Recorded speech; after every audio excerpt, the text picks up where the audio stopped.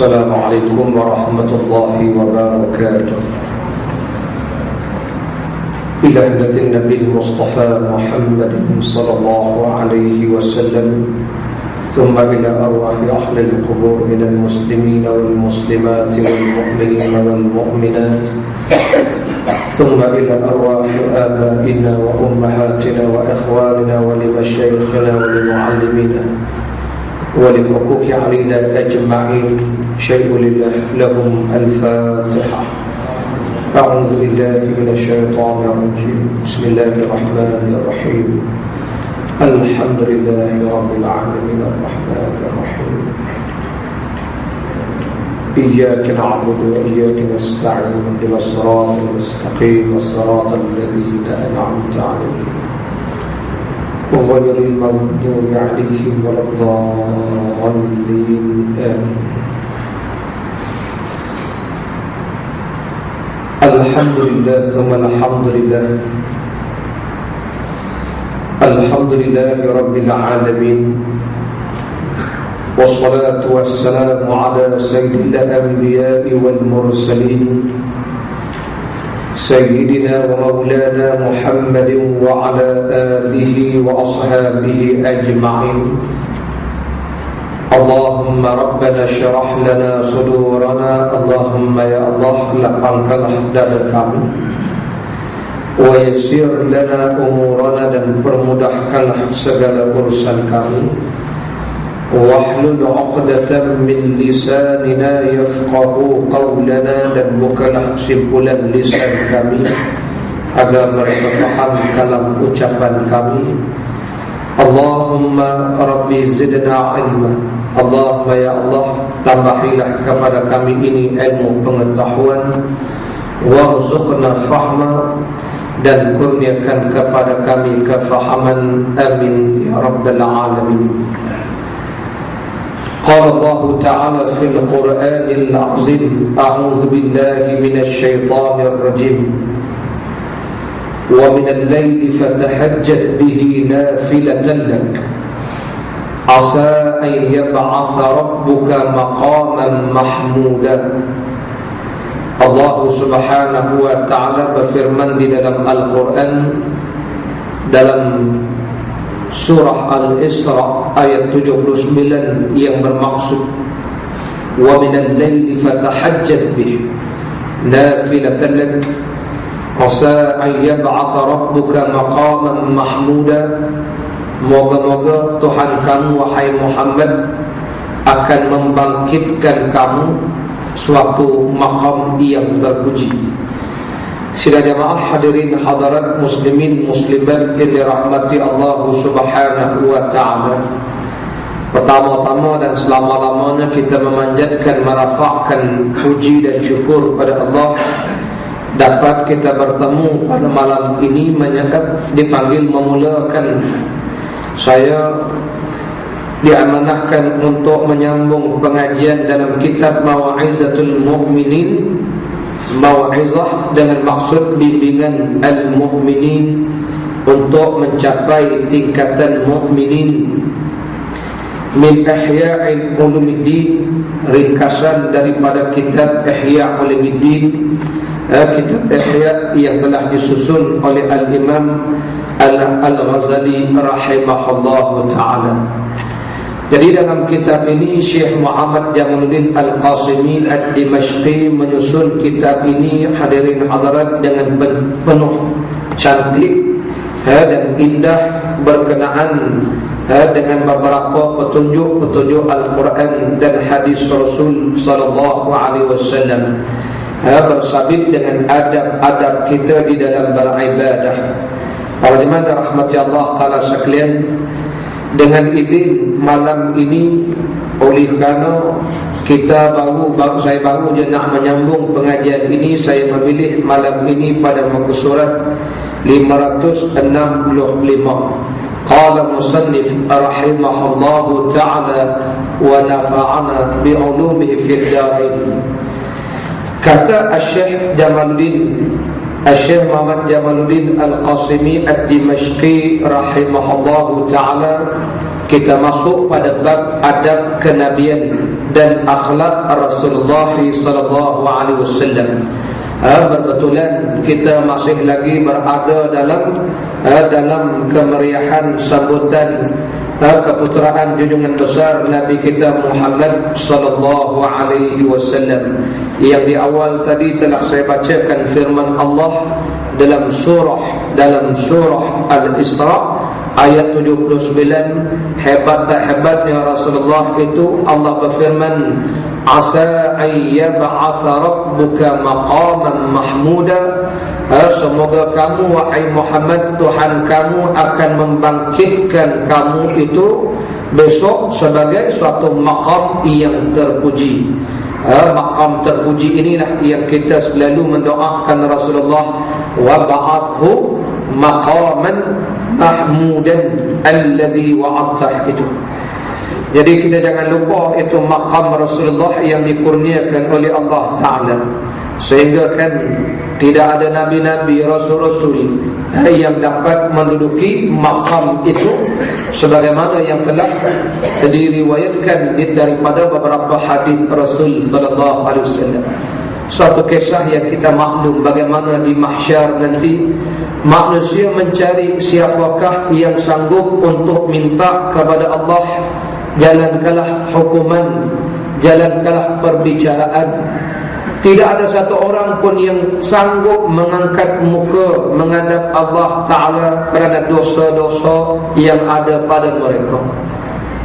Hatta Nabi Adam sekalipun, ketika manusia bertemu Nabi Adam, wahai Adam, kamulah bapa kami, kamulah Abul Bashar, bapa manusia, mintalah kepada Allah.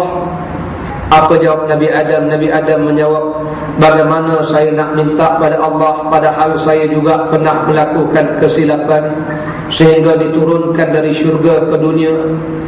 Diri saya nafsi. Dalam satu riwayat yang lain, Nabi Adam bersabda, lastu laha, saya tak layak untuk beri syafaat ini, saya tak layak. Nabi Adam suruh cari Nabi Allah Nuh alaihi salam. Nabi Nuh pun merasakan dia pernah buat silap dengan Allah Ta'ala. Nabi Nuh pun rasa dia tak layak. Kata para ulama, Nabi-Nabi ini maqamnya tinggi-tinggi.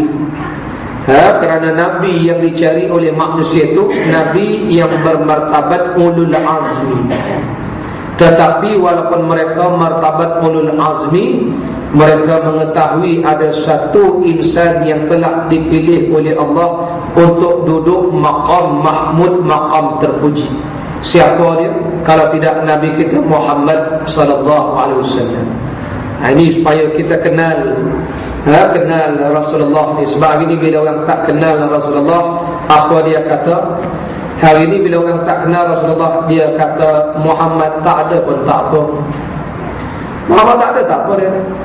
Siapa Muhammad itu? Ini orang tak kenal Rasulullah. Dia ingat Rasulullah macam adun kajang. Dia ingat Rasulullah ni pilihan rakyat. Pilihan rakyat itu pun letak jawatan pun orang dah naik angin. Ini kan pula pilihan Allah, bukan manusia yang pilih Rasulullah. Yang kita nak cakap siapa Muhammad itu pilihan Allah. Yang manusia bercakap Muhammad tak ada pun tak apa, samalah dia bercakap dengan Allah, ya Allah engkau tak ada Rasul pun kami tak kisah. Mana adabnya? Ini kerana dia tak kenal Rasulullah sallallahu alaihi wasallam. Hadirin hadirat, jadi itu sebabnya kita disuruh kenal benar-benar Rasulullah sallallahu alaihi wasallam ni. Jadi bila manusia tak kenal, itulah antara ucapan manusia hari ini. Allah, hadirin hadirat, sebab itu di awal hadis itu hadis yang diriwayatkan oleh Imam Tirmizi, hadis daripada Abu Sa'id Al-Khudri radhiyallahu anhu.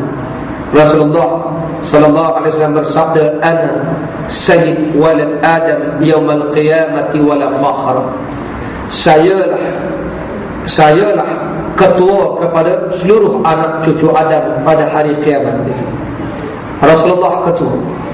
Saya bukan nak megah, bukan nak ego. Biyadi liwa'il hamdi. Ma min nabiyyin adama faman siwahu illa tahta liwa'i wala fakhr.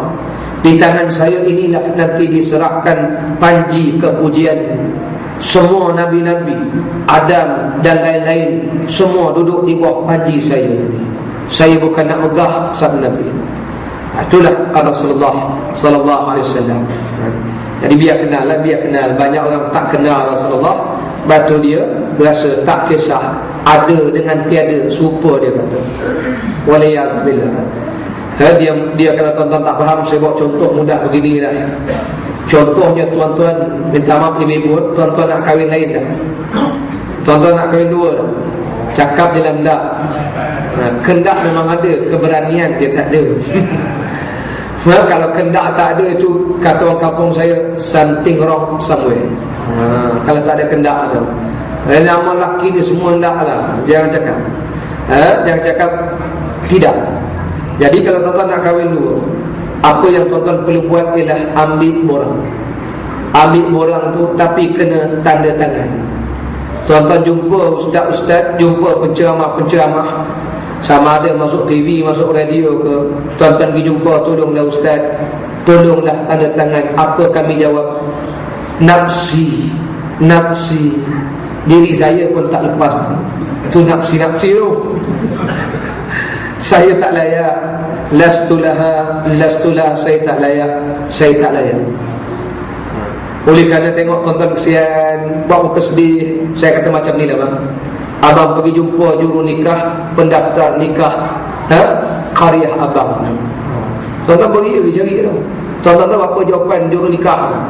Saya pun tak layak. Nafsi diri saya. Walaupun saya juru nikah bang, saya pun tak boleh bang. Faham? Boleh tengok kesian. Macam ni lah kata juru nikah. Abang pergi jumpa qadi daerah lah. Dia tauliah Sultan Besar. Qadi pun jawab sama juga. Saya pun tak layak. Kata qadi, ada seorang yang layak. Siapa dia? Bini abang. Itulah cerita dia. Tuan-tuan balik rumah, tunjuk borang tu. Apa kata bini tuan-tuan? Sayalah orangnya. Macam ada berani. Maksud saya, yang pergi pusing merata cari itu syafaat paling besar dalam rumah tu. Understand or not? Syafaat paling besar dalam rumah tuan-tuan. Macam itulah manusia mencari Nabi Adam, cari Nabi Nuh, cari Nabi Musa, cari Nabi-Nabi yang lain. Dia lupa syafaat paling besar, syafaat Nabi Muhammad sallallahu alaihi wasallam. Tapi oleh kerana dia tak tahu, oleh kerana dia tak kenal, dia boleh bercakap sebarangan dengan Nabi Muhammad. Baik, qala musannif. Jadi malam ini kita cuba melihat beberapa akhlak, adab kenabian dan akhlak Rasulullah sallallahu alaihi wasallam. Qala musannif rahimahullah, didikan Allah Taala kepada Nabi Muhammad sallallahu alaihi wasallam dengan Al-Quran. Rasulullah sallallahu alaihi wasallam sangat merendahkan diri kepada Allah, merasa sangat kecil di hadapannya, di hadapan Allah, dan sentiasa memohon agar dikurniakan budi pekerti yang baik dan keluhuran akhlak. Dalam doanya, baginda sallallahu alaihi wasallam sering mengucapkan Allahumma hassin khalqi wa khuluqi.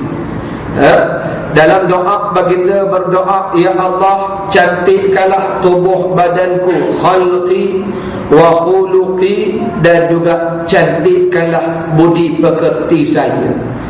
Hadis ini, doa ini mengajar kepada kita yang pertamanya, setiap benda ni tuan-tuan jangan lupa minta kepada Allah Subhanahu wa taala. Segala-galanya milik siapa? Milik Allah. Walillah, lillah, milik Allah. Batu pagi-pagi kita baca wirid, qulillahumma malikal mulk tu'til mulka man tasha wa mimman wa tu'izzu. Allahumma malikal mulk tu'til mulka man tasha wa tanzi'ul mulka mimman tasha wa tu'izzu man tasha wa tudhillu man tasha biyadikal khair innaka ala kulli syai'in qadir. Kita baca ayat Quran surah Baqarah itu, Allah dah ajar kita, katakanlah malikal mulk, milik Allah segala kerajaan. semuanya milik Allah. Sampai satu hari di bawah daat seorang utusan putri Rasulullah, putri Rasul, anak perempuan Rasul, anak perempuan Rasul, ada baby, cucu Rasulullah yang sedang nazak. Jadi putri Rasulullah hantar seorang pembantu beritahu ayahanda bahawa cucu baginda Rasul sedang nazak. Jadi jadi pembantu putri Rasulullah ni jumpa Rasulullah, sampaikan khabar yang cucu baginda sedang nazak. Tuan-tuan tengok apa sabda Nabi. Inna lillah, sesungguhnya semua itu milik Allah. Inna lillahi ma akhadha wa lillahi ma a'ta. Wa likulli syai'in ajalin musamma atau kama qala. Nabi nak menenangkan kita, nak ingatkan kita, sesungguhnya anak itu milik Allah. Apa yang Allah beri milik dia, apa yang Allah ambil milik dia, apa yang Allah beri itu milik dia. Dan tiap-tiap benda yang Allah beri itu ada tempoh tertentu. Ya, supaya kita ingat akhlak kita ke, tubuh badan kita ke, milik siapa? Milik Allah. Anak kita semua yang ada ni bukan milik kita. Oleh kerana semuanya milik Allah, jangan lupa minta kepada siapa? Allah. Di situlah orang bertanya, mengapa ustaz yang kita diminta hidayah? Bukankah kita dah ada hidayah? Yang kita berdoa, Allahumma hdina fiman hadait. Sebab apa minta hidayah? Waktu duduk antara dua sujud, Rabbighfirli warhamni wajburni warfa'ni warzuqni wahdini. Hidayahkan kami ya Allah. Baca Fatihah pun ihdinas siratal mustaqim. Hidayahkan kami ya Allah jalan lurus. Sebab apa minta hidayah? Sampai ada orang persoal, mengapa nak minta hidayah? Kan dah ada hidayah. Jawapannya, hidayah ni milik siapa? Milik Allah, bukan milik kita. Jadi bila ada tuan milik dia, kena minta renew. Macam kita pinjam jam lah. Bagi pinjam jam, jangan lupa pinjam lagi boleh. Maulah tuan tu rasa seronok. Ini dah pinjam buat macam kereta sendiri, mau ke Smackdown buat tu. Faham? Tu contoh. Pinjam buku perpustakaan pun kena renewal. Ini kan pula bukan milik kita. Begitulah hidayah, begitulah kecantikan, begitulah tubuh badan. Jadi hadis ini Rasulullah mengajar pada kita, walaupun Rasulullah ini kekasih Allah, tapi Nabi tak pernah lupa minta kepada Allah.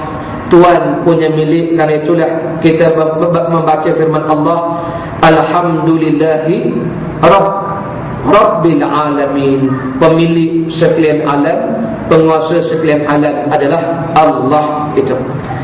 Jadi cantik milik Allah, budi pekerti milik Allah. Di sini mengajarkan kepada kita, kalau Rasulullah kekasih Allah pun minta, apatah lagi kita yang menjadi orang kebanyakan. Jangan lupa minta kepada Allah. Yang pertama. Yang keduanya, baginda Rasul SAW mengajar pada kita dalam doa ini, minta, antara yang diminta ialah wahassin khuluqi. Perindahkanlah budi pekerti. Mengapa? Akhlak itu yang Nabi minta. Kerana dalam suatu hadis baginda Rasul SAW bersabda, afqalu ma yuda'u fil mizan khuluqun hasan. Atau kama qala Rasul, baginda bersabda, kita kena ingat besok kita akan ditimbang atas timbangan neraca yang namanya al-mizan. Ibu-ibu, neraca timbangan tu apa nama dia? Mizan. Ingat ya, namanya mizan. Ini masuk peksa tengah tahun ni. Kalau ada peksa, tu soalan dia. Al-mizan. Jadi bila nak ditimbang itu, kita nak amalan berat ke, kita nak amalan baik berat, amalan jahat berat? Faman thaqulat mawazinuhu fahuwa fi 'ishatin radiyah, wa amma man khaffat mawazinuhu fa ummuhu hawiyah, wa ma adraka ma hiya narun hamiyah. Allah berfirman, faman thaqulat mawazinuh, siapa-siapa yang berat timbangan kebaikannya, mawazinuhu, atas timbangan mawazin. Mawazin itu kata jamak plural kepada mizan, jamaknya pluralnya mawazin. Lalu ditimbang atas timbangan itu. Baik, nak memberatkan timbangan ini, Rasulullah SAW yang paling berat adalah akhlak yang terpuji. Maka Rasulullah minta wa hassin khuluqi. Kita kena ingat akhlak itulah yang akan memberatkan. Afqalu, sabda Nabi, afqalu, yang paling berat atas timbangan nanti bukan bayang, bukan puasa, bukan ibadat, bukan sedekah, tapi akhlak. Karena itu dalam sembahyang kena ada akhlak, dalam puasa kena ada akhlak, dalam ibadat hendaklah ada akhlak. Di situlah kita belajar satu namanya ilmu fiqh, satu namanya ilmu akhlak. Peringkat kita ni tuan-tuan, dah kena upgrade. Batu dalam kitab Ihya Ulumuddin ke, dalam kitab Syiarus Salikin ke, dalam kitab Tanbihul Ghafilin, dalam kitab Mau'izatul Mu'minin ini, Al-Imam Al-Ghazali rahimahullahu ta'ala, gaya pembawakan beliau ialah bercakap fiqh yang beserta akhlak itu. Maksud saya, dalam ibadat kita ni kena ada adab. Maksud saya, adab ibadat ini dia untuk mempertingkatkan kualiti ibadat. Dalam bahasa orang moden, how to upgrade your ibadat, you know. Nak upgrading. Biar ibadat kita upgrade. Lepas tu kalau tanya bab fiqh dengan bab akhlak beza. Contoh, maksud saya contoh, orang semayang pakai baju Megadeth, orang semayang pakai baju kromok, berakhlak tak berakhlak pada itu? Sah ke tak sah? Sah. Segi fiqh sah, di segi akhlak tak sah. Itu yang saya maksudkan. Jadi tahap kita ni tak sah lagi mayang pakai baju kromok. Tapi kalau tak budak-budak rock yang bawa, sebab pasal rock heavy metal itu dari apa nama kumpulan datang tu, tuan-tuan tak pergi ke? Masa tu nak merdeka datang kumpulan heavy metal, apa nama, Metallica datang.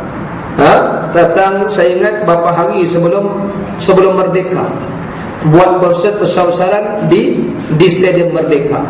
Tahun 57 Tunku Abdul Rahman Laung Merdeka tahun 2013 Metallica situ. Metallica. Jadi nak sebut macam ni, maksud saya, budak-budak yang pergi konsert tu, masjid paling dekat dengan Stadium Merdeka tu masjid apa? Masjid Bukhari. Namanya Masjid Bukhari kat situ. Masjid Tansi Bukhari lah dia buat masjid tu. Namanya Masjid Bukhari. Jadi yang pergi sembahyang tu rocker sembahyang, pakai baju kromok, pakai baju yang gede, takbir pun macam tu. Allah. Tu saya tambah. Kata barulah rocker sembahyang dia. Tuan-tuan jangan tegur dia, tuan-tuan, pedulikan dia. Segi fiqh dia sah, di segi akhlak kalau Imam Al-Ghazali hidup, mau Imam Al-Ghazali murka. Kalau takbir jadi kan tak beradab nama tu. Tapi sah. Pakai baju pula Megadeth, malaikat nak catat pun confused, sebab yang sembahyang ni syaitan ke orang. Allah, itu namanya akhlak, adab dalam ibadat. Hadirin dan hadirat para jemaah rahmati Allah, itu yang dikatakan akhlak itulah yang memberatkan amalan kita, timbangan kita atas neraca. Maka itu dalam ibadat kita kena ada akhlak. Hadirin para jemaah rahmati Allah, baca Quran macam tu juga kita kena berakhlak. Tuan-tuan pernah tengok orang baca Quran sambil baring? Baca Quran macam tu masuk kapal ya, sambil baring je Quran. Sah baca Quran tapi tak beradab. Tak beradab tu tak tengok lagi orang baca Quran sambil menera, macam baca buku cerita sambil menera. Boleh, tapi tak beradab dipanggil. Sebab tu dalam ibadat kita ni, akhlak, di situlah baginda mengajar pada kita banyak-banyaklah berdoa supaya Allah percantikkan akhlak kita. Sebab akhlak ini semua adalah kurniaan Allah, dan Allah beri pada orang yang minta. Itulah firman Allah, ud'uni, minta padaku, astajib lakum, ku perkenankan. Jadi syarat kalau hendak ni minta, Allah Ta'ala suka orang minta. Itu yang saya ingat satu syair Arab, la tas'alan bani adama hajatan wasalil ladhi abwabahu la tuhjab. Dalam syair itu disebut apa dia? Jangan kamu meminta-minta pada anak cucu Adam hajat-hajat kamu. Mintalah pada Allah yang pintunya tak pernah tertutup. Anak Adam kalau kamu minta, mereka marah. Allah Ta'ala kalau kamu tak minta, Allah marah. Manusia ni kalau kita minta, menyampah dia tengok, saya minta aja. Allah Ta'ala kalau kita tak minta, Allah pula marah gitu. Nampak beza kita dengan Allah Ta'ala. Sebab tu kita tak layak jadi Tuhan.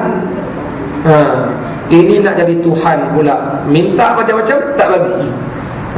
Hadirin hadirat, lepas tu Allah Ta'ala, kita tak minta Allah marah. Manusia makin minta makin marah. Baik, qala musannif rahimahullah, tu yang pertama. Jadi doa ni paling tidak kita baca Allahumma hassin khalqi wa khuluqi. Dalam suatu riwayat, waktu kita tengok cermin, itulah yang kita baca, Allahumma kama hassanta khalqi fahassin khuluqi. Ya Allah, bagaimana engkau telah cantikkan rupa paras kami, maka percantikkanlah akhlak pekerti kami. Jadi nak sebut akhlak itu yang kita minta.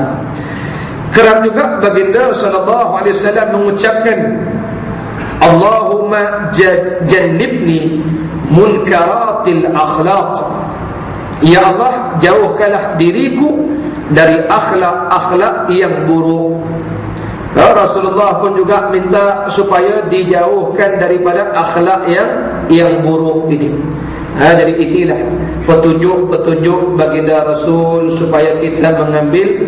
Ingat bahawa benda yang Nabi minta, pertama Nabi minta akhlak, kedua Nabi minta supaya dijauhkan, dihindarkan daripada munkarat.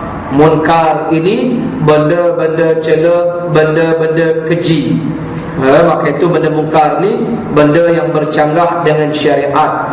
Antaranya ialah kemungkaran akhlak, akhlak-akhlak yang hina, yang buruk itu. Para jemaah yang rahmati Allah, hari ini manusia yang jadi tak bagus ni akhlak. Akhlak itu dipanggil keruntuhan moral.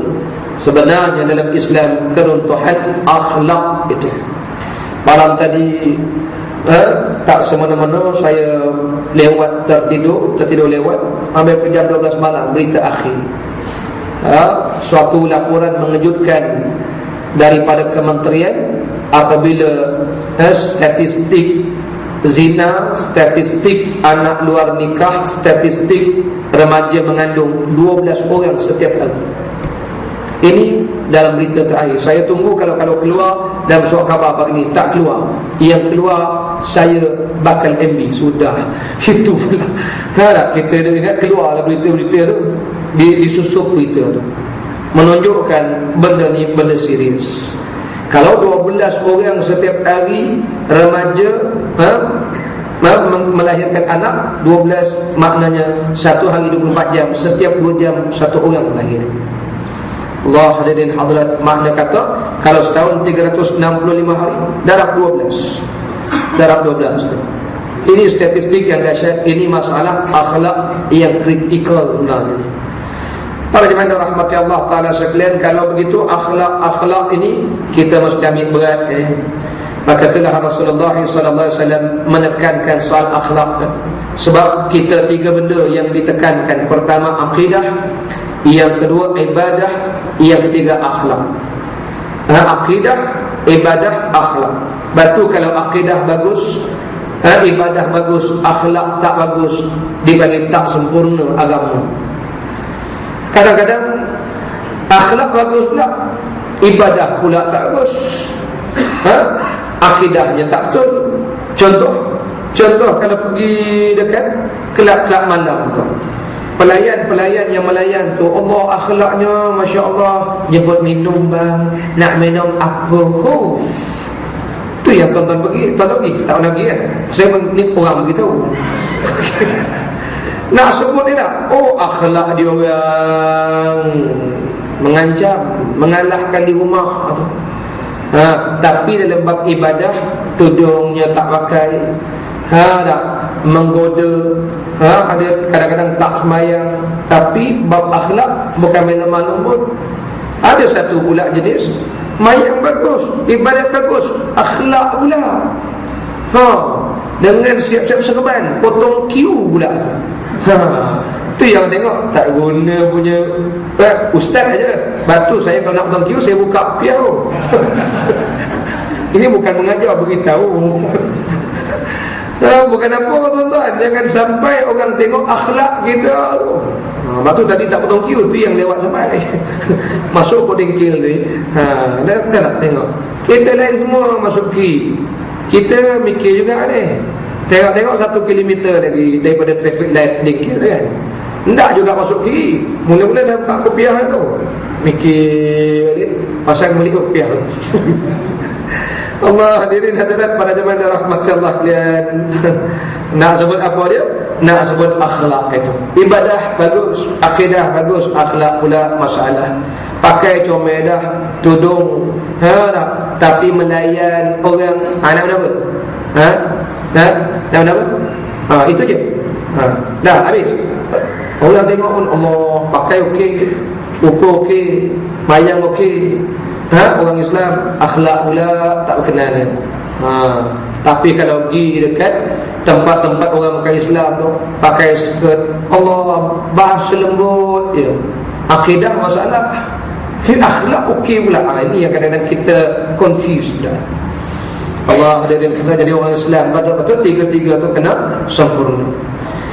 Allah Ta'ala mengabulkan permohonan Nabi sebagai memenuhi janji dari firman-Nya, Ud'uni astajib lakum, berdoalah kamu semua kepadaku, nescaya aku perkenankan doa permohonan kamu itu. Surah Ghafir ayat yang ke-60. Jadi daripada ayat ini Allah Ta'ala memperkenankan minta Rasulullah sallallahu alaihi wasallam. Padahal tuan-tuan, Allah Ta'ala sudah berjelaskan bahawa Rasulullah itu memang diutuskan untuk membawa akhlak terpuji. Tapi walaupun Allah sudah jamin Rasulullah akhlaknya terpuji, Rasulullah tetap juga minta kepada Allah. Rasulullah tidak lupa berdoa kepada Allah, kerana itulah namanya sifat seorang hamba. Hamba ni dia kena ingat dia duduk di bawah tadbir Tuhan dia. Jadi sebagai hamba, dia kena ada adab-adabnya, kena selalu minta dengan Tuhan, dengan hamba. Macam orang perempuan lah, minta izin suami, boleh saya bangun bang, boleh saya ke sana bang. Itu namanya akhlak comel. Sampaikan dia nak buat itu, nak buat ini, semuanya dia bertanya kepada, minta pada izin suaminya. Boleh saya keluar rumah bang? Boleh tak saya buat itu bang? Boleh tak ini? Rasa suami rasa besar. Orang lelaki kan dia ego besar. Barulah suami rasa macam ni hanya you sajalah selama-lamanya. Itu contoh. Abang ni betul. Ini sampai suami tanya, mana bini aku ni tak nampak ni? Rupanya keluar pun tak beritahu. Alah, you bukan tak biasa pula dah. Itu yang bertengkar suami isteri tu. Sampai kadang-kadang ada pula isteri, anak, I tak balik malam ni, you jaga rumah ya. Sudah. Ni bini aku ke bos aku ni? Dia pun confused, hilang maruah sebagai bos dalam rumah tangga tu. Ini berlaku hadirin hadirat sebab manusia lupa siapa bos, siapa orang bawah takbir. Macam itulah kita dengan Allah Ta'ala. Kita bawah takbir Allah Ta'ala, batu minta Allah itu, minta ini. Sampai nak keluar rumah pun minta bismillah, tawakkaltu ala Allah. Minta.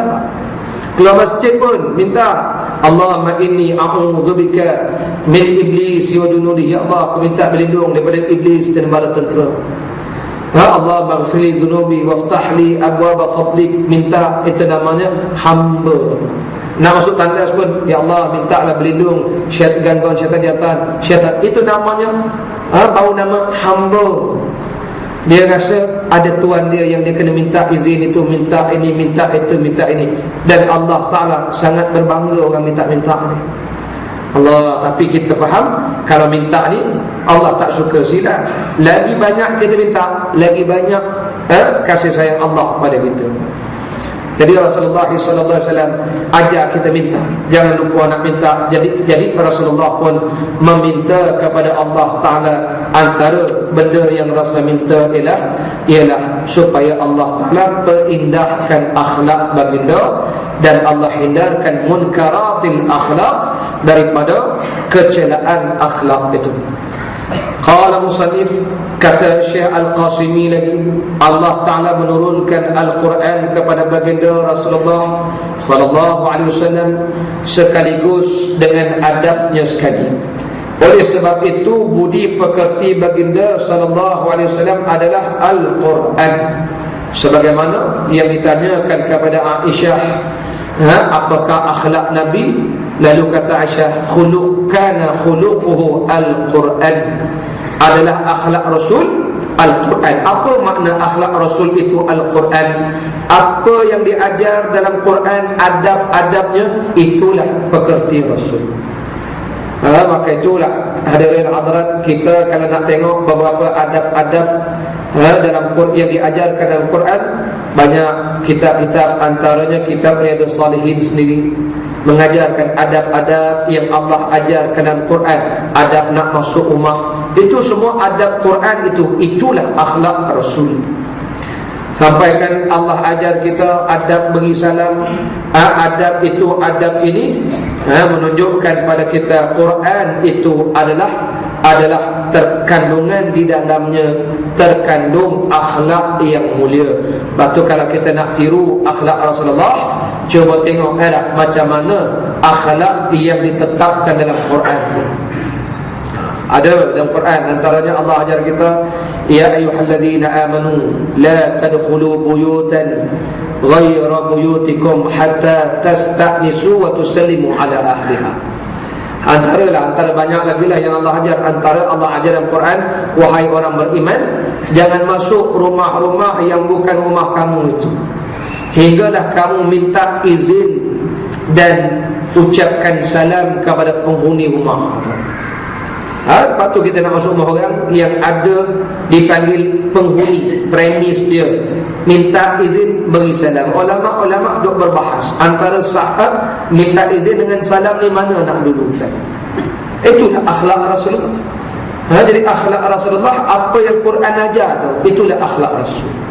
Karena itu satu hari seorang lelaki daripada golongan Bani Amir, dia nak masuk rumah Nabi, masuk macam tu, cubuh ya. Nak masuk pencubuh itu. Jadi Rasulullah suruh pembantu maulanya, kamu keluar sekejap, ajarkan lelaki itu adab. Ajarkan padanya nak masuk rumah, beri salam, assalamualaikum adkhulu. Beri salam, assalamualaikum, boleh tak saya masuk? Jadi lelaki itu dia dengar ucapan Rasulullah, dia pun beri salam, assalamualaikum adkhulu, boleh tak saya masuk? Itu namanya adab yang Nabi ajarkan. Walaupun kita nampak simple, itulah yang dikatakan akhlak Rasulullah. Apa yang Quran ajar, itulah akhlak Rasul. Jadi kalau kita nak ikut akhlak Rasulullah, tengok Quran, arahan Quran. Jadi di situ ulama-ulama berbahas adab yang Quran ajar, akhlak Rasulullah. Kalau nak masuk mana-mana premis, antara minta izin dengan salam, dalam Quran Allah sebut hatta tasta'nisu wa tusallimu, sehinggalah kamu beri salam, minta izin dan beri salam. Tapi dalam hadis Rasulullah ajar beri salam baru minta izin. Kalau begitu kata para ulama, Quran menerangkan dasar prinsip hadis menerangkan kaifiat dan tata cara. Kalau begitu, kaedah yang tepat kalau nak masuk mana-mana premis yang ada pemilik dia beri salam, barulah minta izin. Itu namanya akhlak Rasulullah yang disebut oleh Aisyah, kana khuluquhu al-Quran, adalah akhlak Rasulullah macam mana yang Quran ajar. Itu yang dimaksudkan oleh Aisyah. Jadi Quran ajar, adab kita nak masuk rumah ke mana-mana beri salam. Malah salam-salam ni jangan pandang benda remeh. Allah Ta'ala sebut tahiyatan min indillah mubarakatan tayyibah. Allah Ta'ala berfirman, kalau masuk mana-mana rumah, fasallimu ala anfusikum, beri salam sama-sama kamu. Saya nak sebutkan bukan apa tuan-tuan, beri salam ni akhlak mulia. Itulah yang kita kata nak tinggikan akhlak ini. Lepas nak masuk rumah beri salam, itu namanya akhlak. Itulah yang dikatakan besok atas timbangan neraca berat. Jangan ingat amal kita ini sekadar sembahyang puasa, beri salam tu amalan. Masuk rumah beri salam. Betul, dalam ayat itu Allah ajar kita bila nak masuk tempat-tempat yang ada penghuni, fasallimu, beri salam. Masuklah, kita nak pergi tempat-tempat rumah-rumah kosong tu. Rumah kosong ni ada penghuni tau, cuma kita tak nampak. Nasib baik tak nampak. Kalau nampak, Cik Alik pun cabut tu. Lepas tu beri salam. Nabi ajar lagi, kalau rumah tu kosong tak ada penghuni, beri salam macam mana? Assalamu alayna wa ala ibadillahi salihin. Kalau ada penghuni tengok, kalau penghuninya orang Islam, beri salam Assalamualaikum warahmatullah. Kalau penghuninya bukan Islam, Assalamu ala manittaba'al huda. Itu salam kepada orang bukan Islam. Salamun ala manittaba'al huda. Ini dia beri salam, orang dalam rumah tak jawab. Ni cerita balik masjid beri salam. Anak dalam rumah sibuk tengok Maharaja lawak. Assalamualaikum. Anak geram bapak dia, Assalamualaikum ya ahli al-qubur. Baru menjawab dia. Baru dia jawab. Dia bapak mengamuk tu, geram betul. Beri salam tak jawab, tambah ahli kubur baru semua jawab. Elok pun. Okey. Jadi nak sebut apa dia? Itulah yang dikatakan akhlak Rasulullah dalam Quran. Banyak lagi lah hadirin hadirat akhlak ini. Jadi Allah turunkan Quran. Quran itu bukan sahaja mengajar kepada kita tentang hukum hakam bayang puasa, tapi Quran juga mengajarkan kepada kita adab-adab budi pekerti, akhlak mulia. Oleh sebab itu budi pekerti baginda sallallahu alaihi wasallam adalah Al-Quran. Panjang cerita nak beri salam ni. Allah hadirin hadirat, saya sebut ni bukan apa, cerita utama tuan-tuan yang nak pergi ke hutan. Hutan ni pun ada penghuni dia. Tanah belukar, pokok-pokok besar tu semua ada penghuni tu. Lepas tu kita kalau pergi tempat begitu, jangan lupa beri salam Assalamu alayna wa ala ibadillahi salihin, supaya terhindar. Sebab salam ni tahiyatan min indillah, tahiyat kemuliaan yang datang dari Allah. Sebab itu bila kita nak masuk rumah beri salam. Sabda Nabi SAW, ma min muslimin, tiadalah satu orang yang Islam bila nak masuk rumah menyebut-nyebut nama Allah. Dia masuk rumah sebut nama Allah, kata syaitan, la mabit, tak ada tempat nak malam kita malam ni. Kalau dia nak masuk rumah menyebut nama Allah, nak makan sebut nama Allah, kata syaitan, la mabit wala asya, tak ada peluanglah kita malam ni nak tumpang tidur rumah dia. Tak ada peluanglah kita malam ni nak bermalam di rumah dia. Tak ada peluang kita nak tumpang makan dengan dia.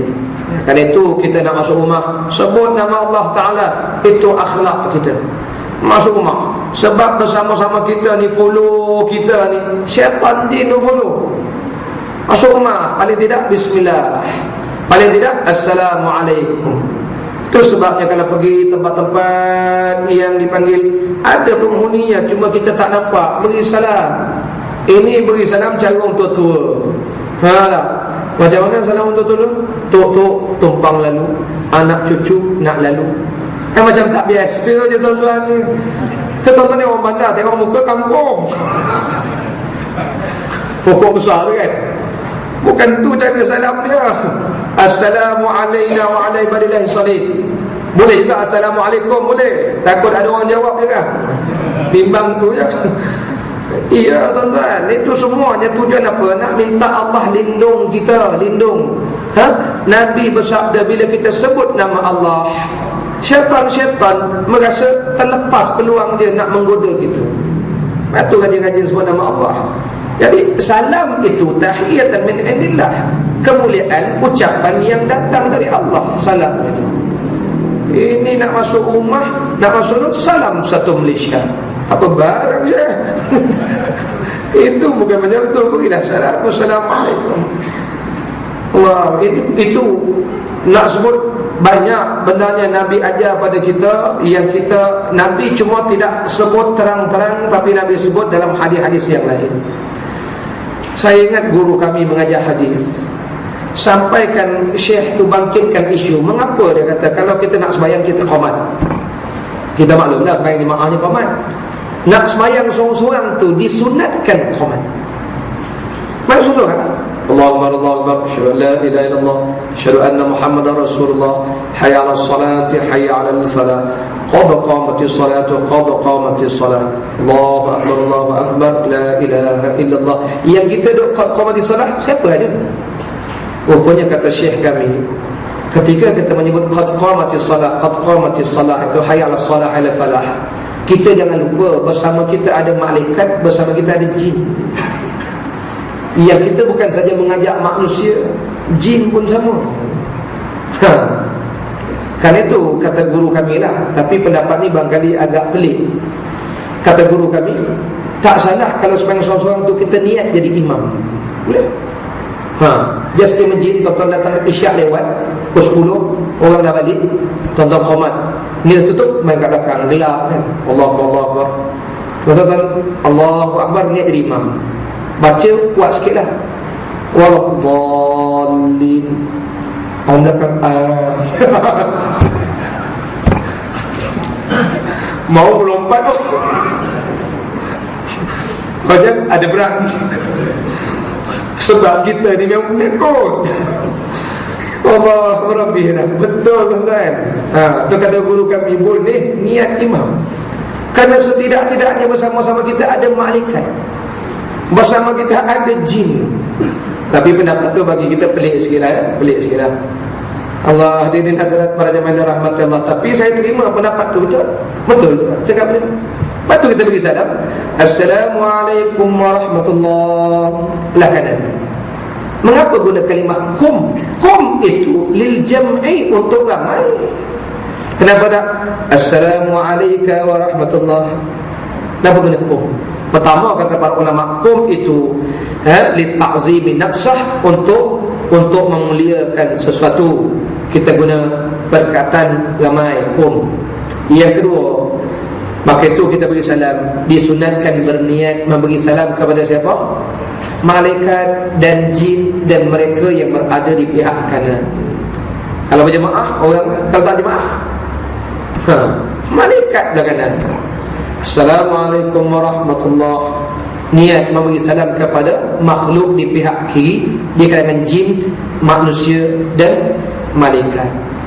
Macam hadirin hadirat para jemaah rahmati Allah. Jadi lain kali kalau nak bayang seorang, qomat, kuat sikit qomat, Allah biar jin datang dia, sekian dimaklumkan. Macam dengar tadi semua tak boleh qomat pun dia. Lepas tu disunatkan iqamah. Itu antara rahsia dia. Misalnya ialah firman-firman yang tertera di bawah ini. Yang pertama, antara adab-adab pekerti yang diajarkan dalam Quran, yang pertama, suka memaafkan, mengajak kepada kebaikan, dan tidak melayani sikap buruk dari orang yang bodoh atau tidak mengetahui. Allah berfirman dalam surah Al-A'raf, khudhil afwa wa'mur bil 'afw wa a'rid 'anil jahilin. Dalam Al-Quran surah Al-A'raf ayat 199 Allah berfirman, khudhil afwa, terimalah al-afwa, apa yang mudah engkau lakukan, wa'mur bil 'urf, suruhlah dengan perkara yang baik, wa'rid 'anil jahilin, a'rid maknanya berpalinglah daripada orang yang jahil itu, yang degil dengan kejahilannya. Para jemaah rahmati Allah, ayat ini mengajarkan kepada kita antara pekerti Rasulullah yang mulia yang kita patut contoh ialah sifat pemaaf. Tapi hadirin hadirat, bukan senang nak memaafkan orang. Agak-agak kita mudah kena maafkan orang. Sebab itulah antara orang yang besar pahalanya ialah memaafkan orang yang melakukan kesalahan. Sudah disekeh kepala kita, sudah disepaknya kita, sudah ditipunya kita. Tuan-tuan, itu antara penyakit kencing yang paling bahaya. Lebih bahaya daripada kencing manis, tahu? Kencing paling bahaya daripada kencing manis. Kencing apa? Kencing kawan. Tuan-tuan, itu penyakit paling bahaya. Lebih bahaya daripada kencing manis. Dia penyakit kencing ni ada 3 kan. Satu kencing manis, kencing kawan, kencing masak. Tak ada macam tu. Ini orang Kelantan dia tahu. Ada semalam masuk wad kencing manis, hari ni kencing masak. Wad kencing masak. Dia kata kan, malam kencing manis ni kencing masak pun tak lah. Wad kencing masak. Wad kencing masak. Tu panggil wad kencing masak. Tu orang luar tak faham tu. Malam kencing manis, hari ni dah kencing masam pula dia. Rupanya buat kecemasan. Buat kecemasan eh? Buat tu lah, buat kecemasan. Tu orang panggil buat kecemasan tu. Semalam kencing manis, hari ni kencing masam pula lah. Tu okey lagi. Paling teruk kencing kawan. Ini dahsyat. Tiba-tiba mari minta maaf. Macam boleh maaf? Allah, hadirin hadirat para jemaah rahmatullah, batulah orang yang kuat seperti Rasulullah sallallahu alaihi wasallam boleh memaafkan. Itulah kejutan yang berlaku kepada Abu Sufyan dan penduduk Makkah ketika pembukaan kota Makkah, tuan-tuan. Apabila Rasulullah sallallahu alaihi wasallam dengan strategi yang hebat, Nabi arahkan siapa-siapa yang mahu aman, nak selamat, masuk dalam Masjid Haram. Siapa yang nak selamat, nak aman, masuk rumah Abu Sufyan. Kejut Abu Sufyan. Rumah dia menjadi tempat perlindungan yang hebat. Dia dibesarkan oleh Rasul, dimuliakan oleh Rasul. Padahal Abu Sufyan masa itu menentang Rasulullah.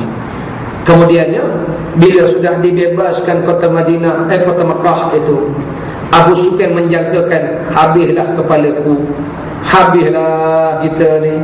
Harap tiba-tiba tengok Rasulullah boleh maafkan. Itu yang menyebab kejutan. Kejut mereka. Kalau macam ni, dia kata, kita kena bersama Muhammad. Akhirnya masuk Islam belaka-belaka. Macam itulah kita, hadirin hadirat, dengan orang yang jahat macam mana pun dengan kita, kalau dia bertaubat, kalau dia insaf, kita patut-patut jadi pemaaf. Tapi mudah ke susah? Susah, bukan senang.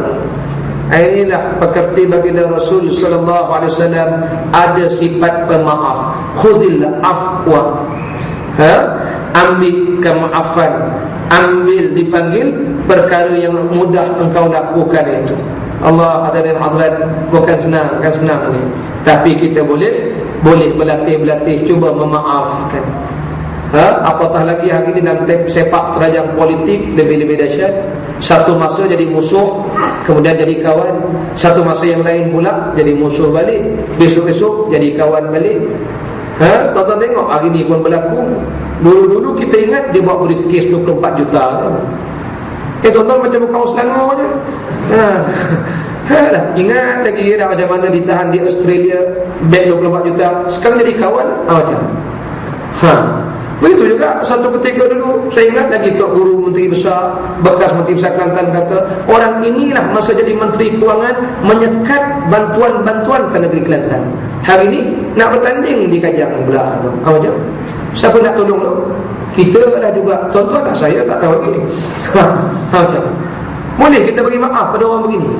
Tapi itulah yang diajarkan oleh baginda Rasul sallallahu alaihi wasallam. Khalid Al-Walid pernah menentang Nabi.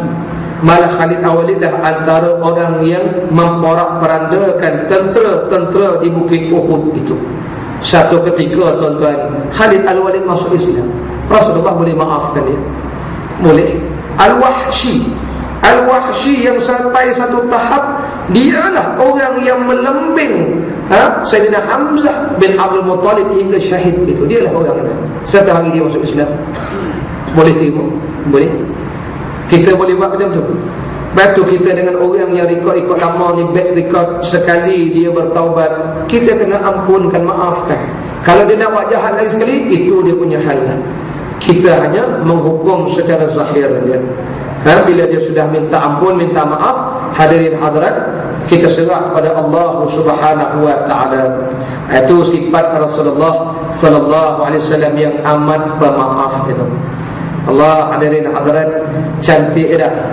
Pekerti Rasul, siapa nak lawan Rasulullah? Kita tak? Kalau orang tu pernah lawan kita, bunuh saudara mara kita, sekali dia taubat, agak-agak boleh terima.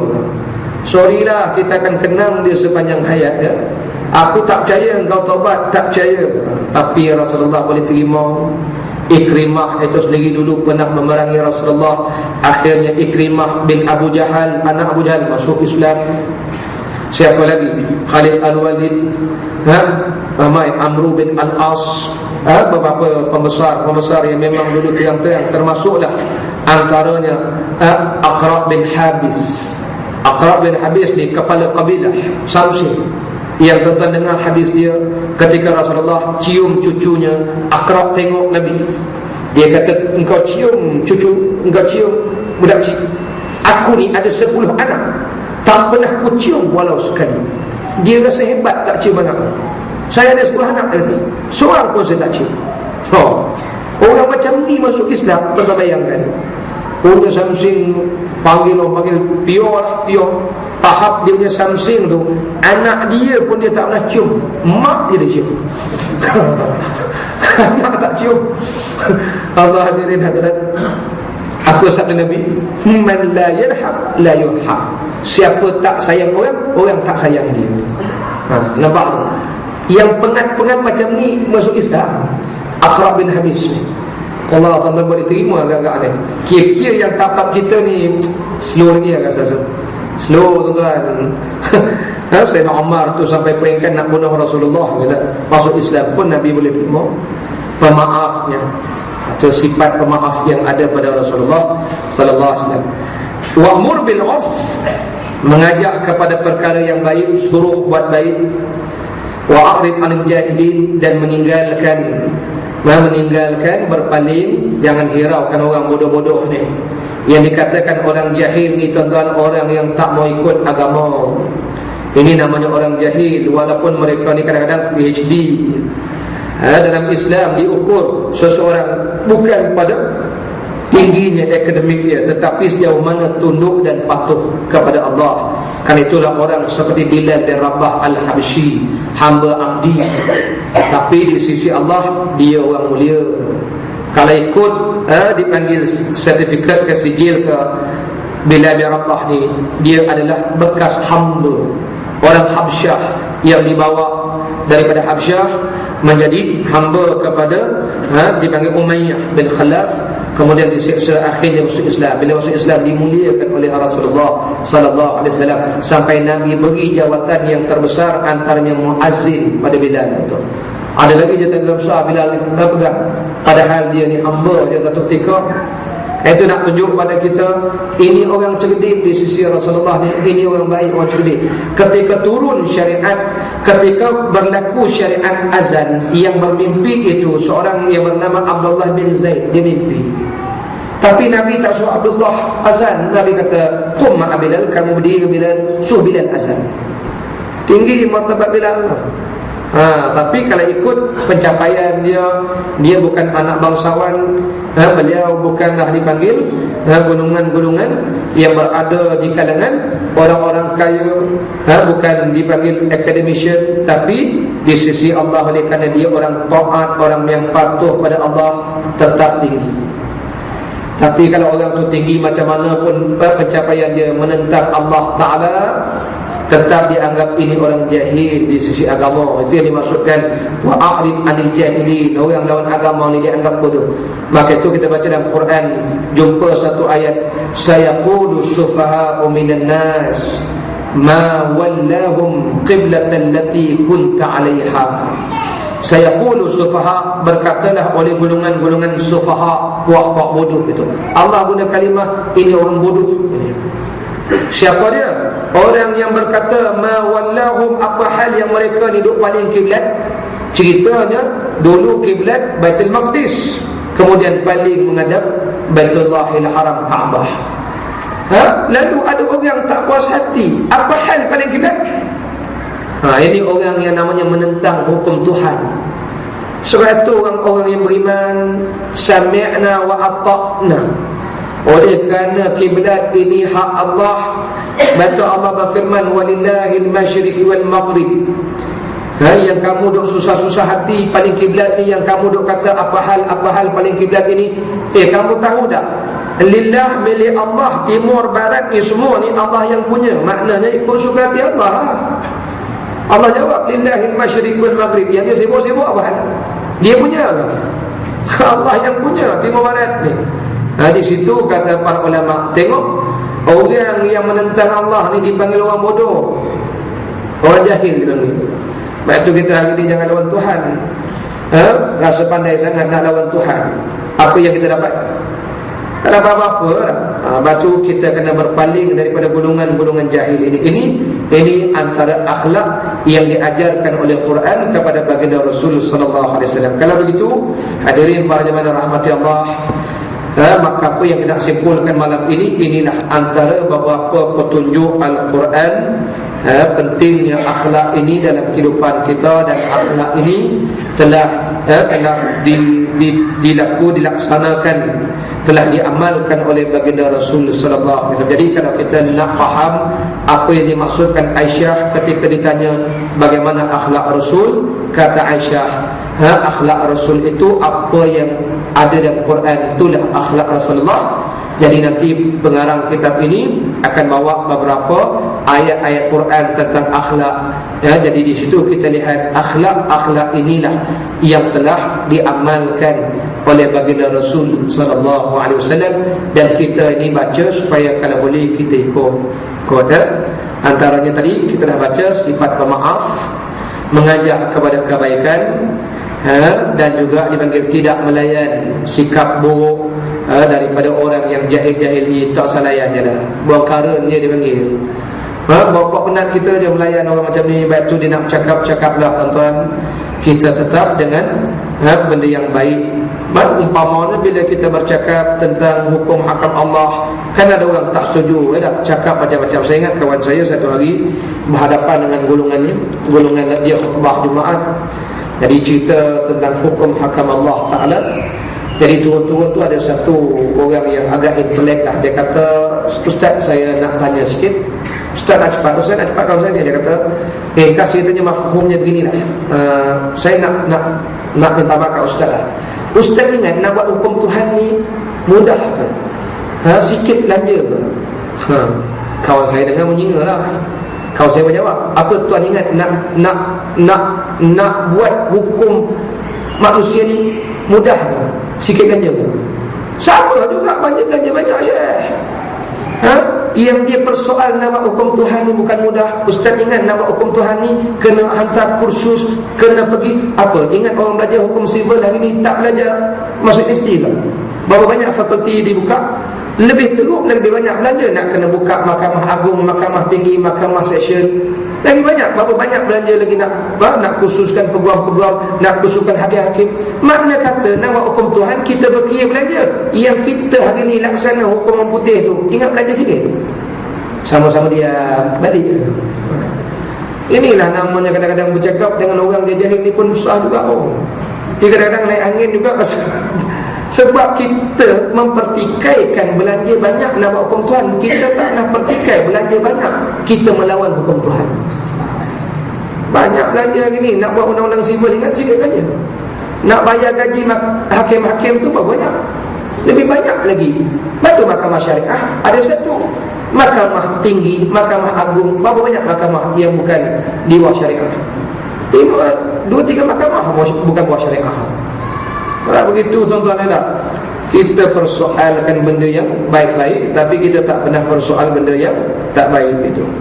Sama juga lagi ni orang nak persoalkan hadirin hadirat susah, nama itu susah, nama ini. Oh, perempuan itu tak susah apa? Ustaz ingat senang ke tutup aurat? Cuba jawab, agak senang ke buka aurat? Susah juga pakai seluar sendan, susah oh. Ingat, minta maaf lah, dia kencing macam mana? Ingat senang. Kita pakai seluar kita tahu. Itu pun muncul orang lelaki belalai boleh keluar. Kasar sikit kan bunyi. Susah pakai tudung. Apa ingat? Maksud ingat tak panas pakai tudung. Apa? Yang buka tudung tu tak panas ke kena bantai? Kan sama panas. Cuba jawab. Bukan marah ni. Pandai kita bersoal pula benda baik. Sama-sama susah, sama-sama senang. Pakai kain melekat lagi senang, masuk air, angkat je. Faham? Allah dari hadirat para jemaah rahmat, dia soal dia ingat senang kena pakai tudung. Apa ingat senang tak pakai tudung? Pakai pula sendan. Pakai tudung lagi senang, baju labu kita pun tak tengok. Pakai sendan. Naik pula motor, depan kita pula tu. Nampak tepek jeans Levi's. Ni saya tak tengok ni, orang beritahu. Ingat sedang ke? Allah diri hadirat. Jalan pun kiri kanan, kita pun ngeri tengok orang. Ingat senang ke? Sama susah.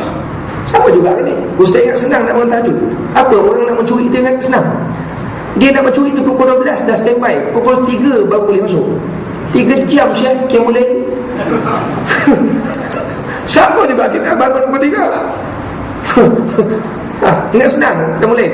Apa ingat senang orang mencuri? Sama susah. Cuma kadang-kadang kita persoalkan benda baik, susah. Orang nak buat jahat, susah.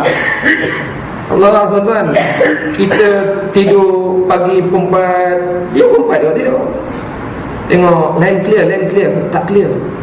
Pukul 2 dah tunggu, line tak clear. Pukul 4 baru line clear. 2 jam tahajud. Hebat dia. Allah hadirin hadirat para jemaah rahmati Allah. Orang main bola susah juga. Kita semayang. Saya ingat senang semayang. Apa main bola? Senang. Lagi susah 40 minit berlari tengah padang. Ini bawah aircon. Faham tak? Faham kan je. Jadi kesimpulannya masa dah habis tu je.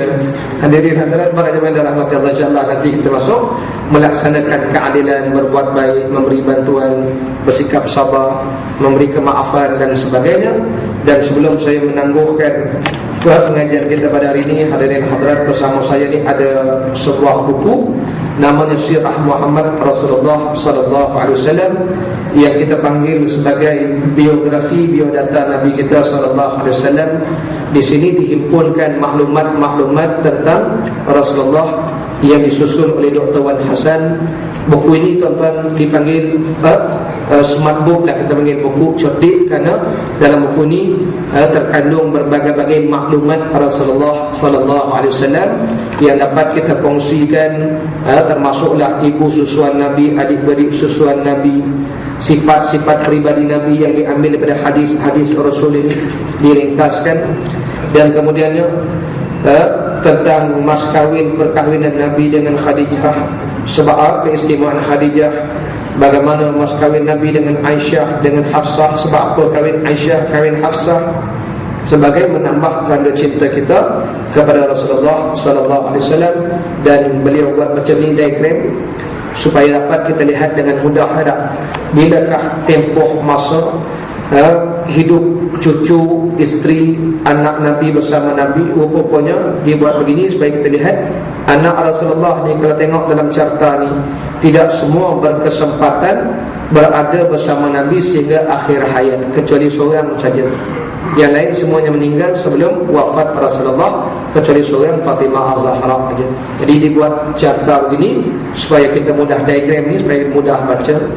Dan juga dimuatkan maklumat-maklumat tentang cucu-cucu putri-putra Rasul, cucu Rasul, tentang sekretariat Rasulullah, penjaga keamanan perbatasan Nabi, penjaga rahsia pengawal Rasul, senjata-senjata yang Nabi pernah gunakan dalam peperangan, dan nama-nama senjata itu, pedangnya, tombaknya, dan beberapa maklumat tambahan tentang silsilah keturunan Rasulullah, sahabat-sahabat yang menjadi pengawal Nabi, penjaga keamanan Nabi. Dan buku ini tuan-tuan harganya RM30. Kalau tuan-tuan rasa mahal, bagi saya ini sangat murah lah. Sebab apa? Kalau tuan-tuan nak dapat maklumat sebegini dalam satu buku tak jumpa, barangkali tuan-tuan kena beli 3 buku, 30 buku sampai 3,000 buku baru boleh himpunkan maklumat itu.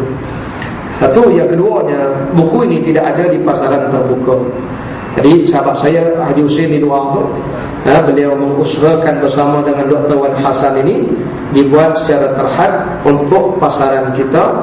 Jadi tuan-tuan boleh dapatkan di luar itu. Mudah-mudahan menjadi maklumat tambahan kepada kita semua tentang baginda Rasul sallallahu alaihi wasallam ini. Jadi itulah saya boleh kita kongsikan. Mudah-mudahan rahmati Allah Ta'ala sekalian. Sekali itu saja. Bismillahirrahmanirrahim. Sallallahu alaihi wasallam Muhammad wa ala alihi wa sahbihi wa barakatuh. Jadi malam ni soalan tak dibuka, soalan dibawa ke bulan hadapan. Wallahu a'lam. Sekali itu saja. Bismillahirrahmanirrahim. Sallallahu alaihi wasallam Muhammad. Bismillahirrahmanirrahim. Alhamdulillahi Rabbil Alamin. Wassalatu wassalamu ala sayyidil anbiya'i wal mursalin wa ala alihi wa sahbihi ajma'in. Allahumma anfa'na bima 'allamtana wa 'allimna bima yanfa'una wa zidna 'ilman nafi'a ya arhamar rahimin. Allah ya Allah, berilah manfaat di atas ilmu yang kau ajarkan kepada kami, dan ajarilah kepada kami ini ilmu-ilmu yang bermanfaat, dan tambahilah kepada kami ini ilmu yang bermanfaat. Allahumma faqihna fid din wa 'allimna ta'wil. Allahumma aftah 'alaina futuhal 'arifin warzuqna fahman nabiyyin wa hifzal mursalin waj'alna min 'ibadika as-salihin ya rabbal alamin.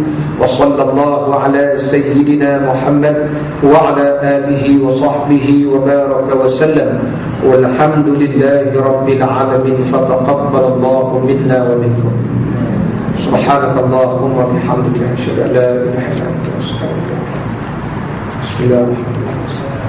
atubu ilaik. Wabillahi taufiq wal hidayah. Assalamualaikum warahmatullahi wabarakatuh.